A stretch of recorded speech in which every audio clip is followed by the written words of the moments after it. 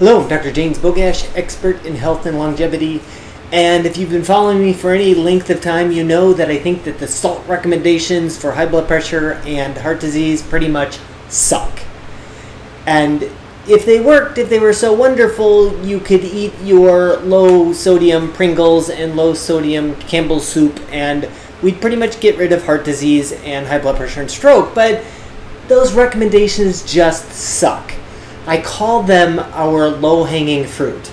In other words, don't make any real changes, but just do, like, it's pretty easy to avoid salt, right? You just buy low sodium, whatever crap you were buying before, and now you feel better about what you've done instead of making real changes.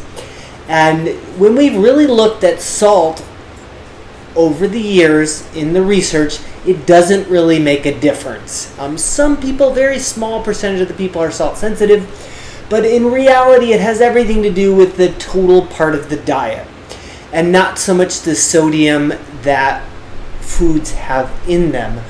More to do with the sodium, the table salt we're adding at the meal. So brings me to this particular study out of the UK, looking at over 500,000 people, a pretty substantial database, and they found that adding salt on the table made a difference in increasing risk of mortality from likelihood of dying from pretty much anything. Of course, heart disease and cancer, heart disease, stroke, and cancer are top of the list.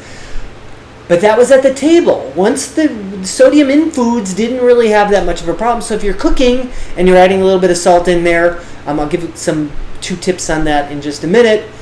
If you're adding salt in there, it doesn't really make that much of a difference. And when they added in fruit and vegetable intake, it pretty much wiped out any effect that salt had on mortality. So in other words, it had nothing to do with the salt and everything to do with the rest of the diet. So two suggestions I would have here. First of all, table salt, especially as we sell it here in the US, is just crap. It's sodium, blanking on it right now, but it's just table salt. It's just sodium. There's no other minerals in it, as opposed to sea salt, which would have other nutrients in that. Probably potassium is one of the bigger players, and the more potassium we have, the better it is for heart and blood pressure. The other thing is that use spices. We use spices a lot in the way we cook. Spices are you can have some really junk processed spices, but in general, spices are pretty good. They add lots of value and no calories, but they can add and liven up your food. So spice things up. When I say spicy, I'm not just talking about spicy, I'm talking about all different kinds of spices that we can add to our foods, and those will undoubtedly improve the scenario that you're at and what you're trying to protect from, whether it's heart disease, cancer, diabetes. Spices are the spice of living, not just the spice of life. As always, I'll post a link to this particular study in the description. Make sure you like this video, share it with somebody who you think needs information, and subscribe to the channel.